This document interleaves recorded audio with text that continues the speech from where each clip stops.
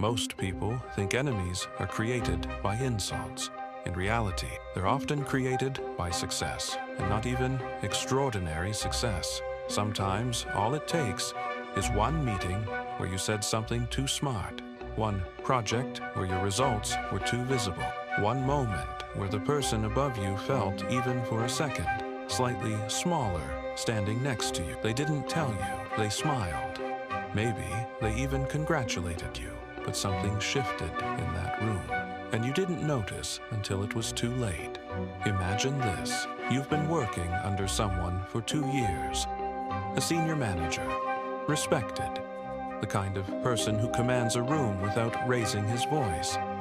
And because you're good at what you do, you've started showing it.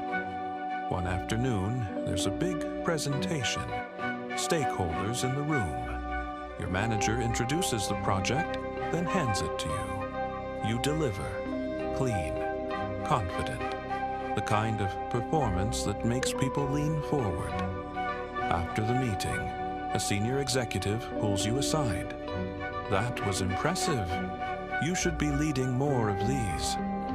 You smile. You go back to your desk, thinking today was a great day. Your manager heard every word of that. 2 weeks later, the energy is different. Small things. He stops looping you into certain emails. Your ideas in meetings get attributed vaguely to the team.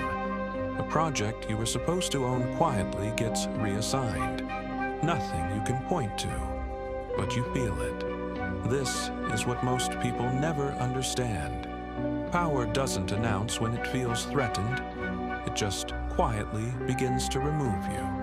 The people who do this are rarely petty in every area of their life. They're often talented, respected individuals.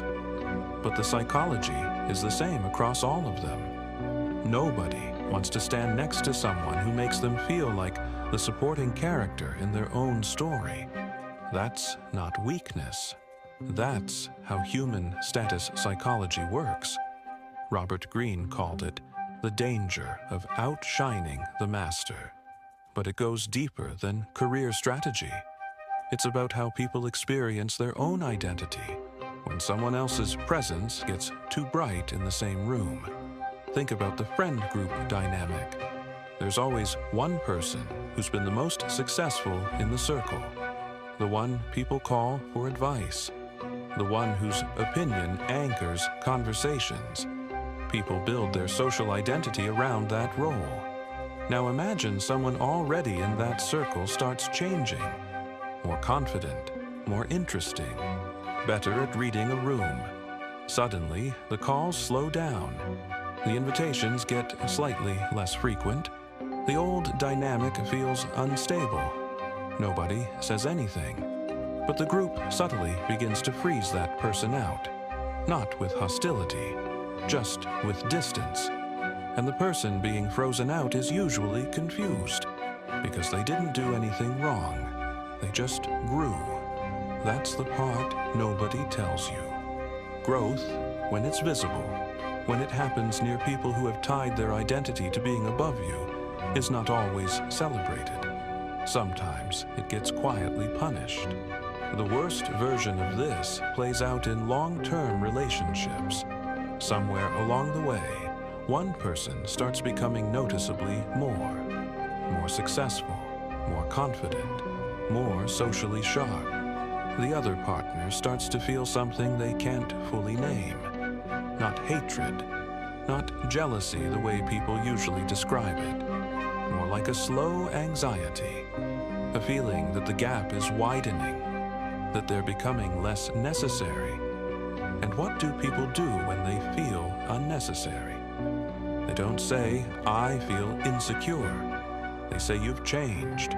They create friction. They withdraw emotionally. They find ways to pull the other person back to where the dynamic feels familiar. Because familiar feels safe, even when familiar means smaller. This is why people who grow the fastest often do it quietly. Not because they're hiding, but because they've learned, usually through pain, that not every room is safe enough to grow in. The most socially intelligent people you'll ever meet are careful about where they show their full hand. They've sat in enough rooms to understand something most people only learn after the damage is done. The threat isn't always what you say.